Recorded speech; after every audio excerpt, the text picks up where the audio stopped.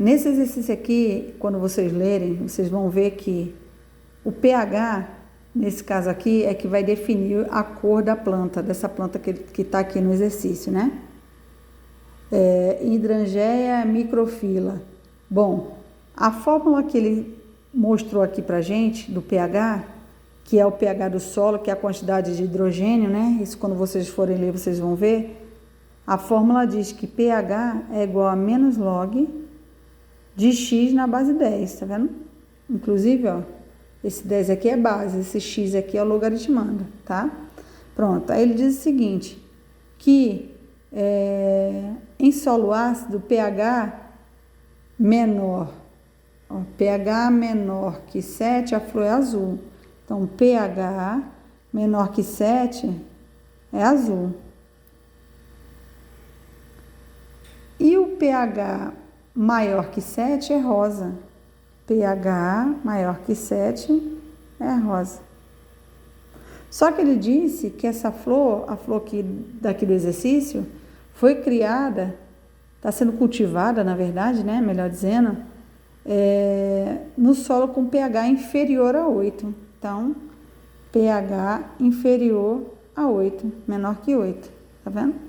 E ela continua sendo rosa. Por quê? Porque números maior que 7 é rosa, menor que 7 é azul.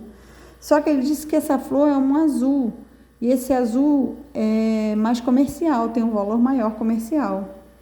Então, ele pergunta o seguinte, para produzir essa flor na cor azul, ou seja, um pH maior que 7 e menor que 8, porque ela está sendo cultivada no meio que é menor que 8, né, o pH, então eu tenho que saber nesse intervalo aqui, que é onde a planta vai ser rosa. Então, ele diz o seguinte, como ela é de maior valor comercial, deve ser preparada no solo de modo que x assuma quais valores, tá vendo? Mas que x? O x da fórmula aqui do pH, ó. Esse valor aqui. Então, eu tenho que preencher o pH menor que 7, aliás, desculpa, maior que 7, que é na cor rosa, e o pH menor que 8, que ainda continua sendo rosa, que é justamente o pH daquele solo, fica entre 7 e 8. Então, vou fazer isso, ó.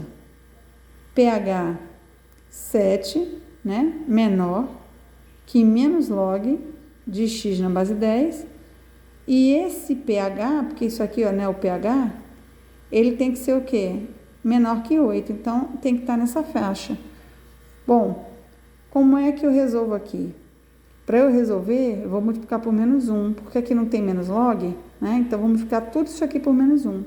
Quando eu multiplico numa inequação, eu inverto os sinais. O sinal que era menor ficou maior, o log fica positivo, o sinal que era menor vai ficar maior. Pronto. E agora? 10 empurra o menos 7, repete o sinal, que é de maior, né? Iguala ao logaritmando x, e nesse caso aqui, ó, 10 empurra o 8, igual a x. Apliquei a propriedade e considerei os sinais. Se caso o log aqui fosse entre 0 e 1, né? Porque aqui, ó, a base não pode ser 0, nem 1 e nem negativo, né? Então, se o valor aqui fosse entre 0 e 1, eu teria que inverter novamente os sinais. Mas nesse caso aqui não precisou.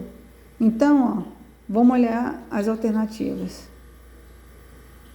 Valores maiores que 10 elevado a menos 8. Então, aqui na verdade eu esqueci de colocar o sinal negativo, né? Porque eu multipliquei toda a expressão por menos 1. Então, eu tenho que ter valores de x maior que 10 elevado a menos 8 e valor de x menor que 10 elevado a menos 7. Que é justamente a minha letra E, tá vendo? Essa é a resposta.